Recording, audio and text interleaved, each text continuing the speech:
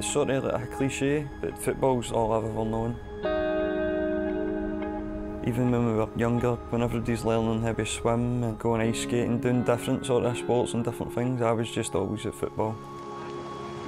For 25-year-old Alan Dunsmore, football has always been his constant.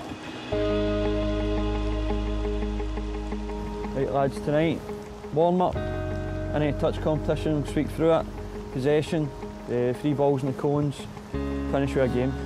It's a cold, wet winter's night, but he would never miss a training session, and nor would the rest of his squad. Well, let's go jogging! It's a really good team to be a part of, and everybody local, everybody knows us. Like, you walk out with the badge and stuff, people recognise you straight away. When you play football with somebody, I don't know the reason why, but it just like creates a bond with them, and then you just become best pals in that team.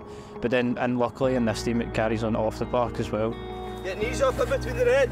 From the sideline, Blantyre United looks like any other Sunday League team. But the club was set up when many others were hanging up their boots.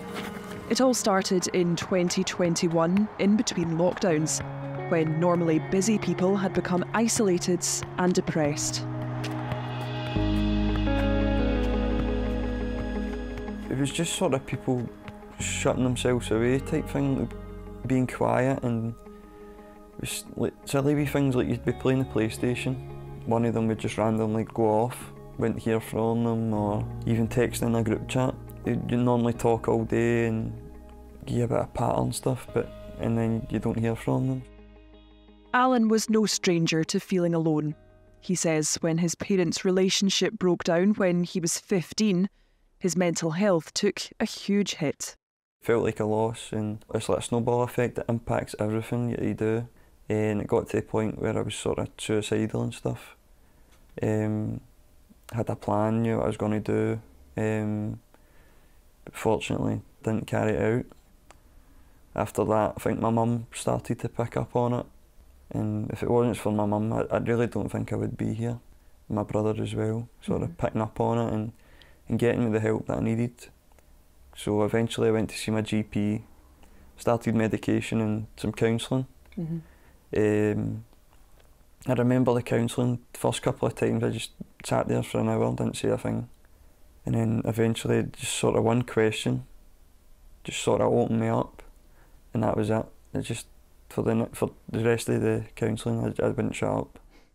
The experience taught him about what to look out for in others.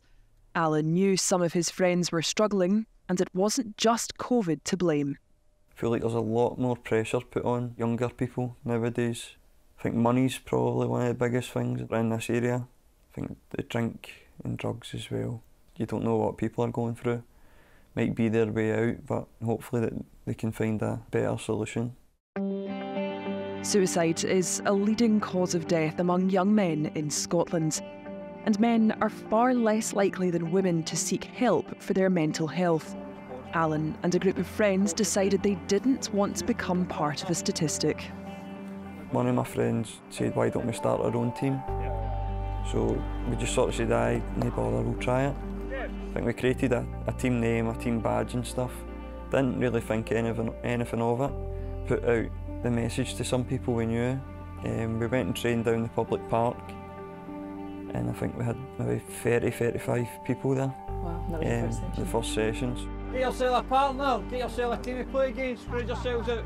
Having that outlet was invaluable for players like Kevin Springett. I was struggling big time during COVID, and it's no easy to admit it, and obviously at the time it was really hard, but I came here and straight away Alan spoke to us about these things, and if you're struggling, let him know. You know, go to work a lot happier, because I know I can come here. If I'm ever struggling or a bad day, I can say to Alan, he'd come out straight away. Alan, he's a top guy, really is.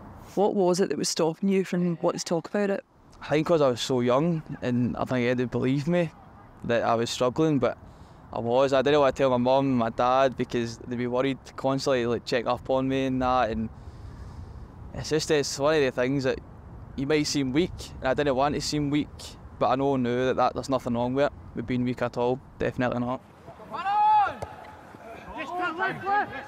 At first, the direction of the club was uncertain, but since that first training session in a local park, it's only gone from strength to strength. One of the reasons I came along was to improve as a player. I'm not one of the best players in the team, but so I learn a lot when I come here from Alan. He's played at a decent level. And yeah, I think whether it's improving on the pitch or just making pals or reconnecting with boys that you maybe knew in high school and haven't seen since. Whether you're even just coming to watch if you're injured or even just looking in the chat to see how the games went on or if you're playing yourself, it's better. But you couldn't imagine being without it anymore.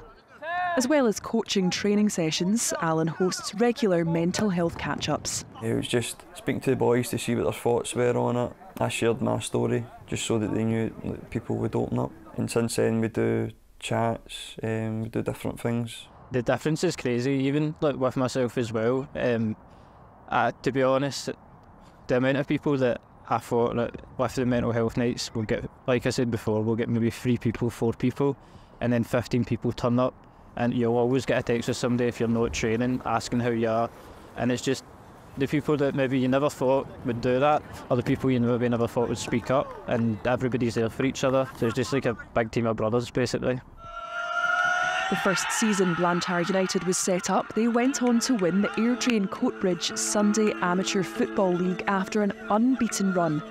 The same year they also won a cup and have since gone on to lift another. Right lads, in we come. Now they're more than just a football team. They're a community, and an ever-growing one at that. See if anybody was struggling outside this football team, just message any of us because we're there and we'll help them.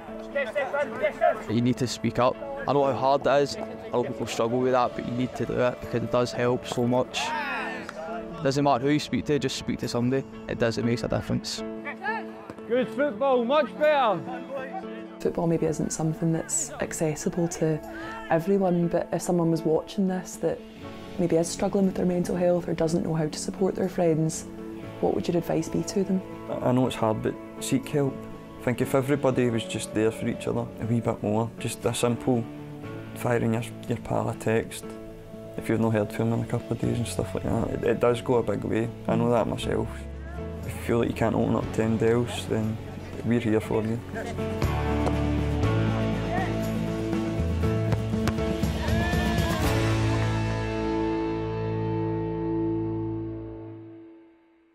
And if you've been affected by issues raised in that report and are looking for support and advice on mental health issues, the Samaritans can help. They have volunteers available 24 hours a day.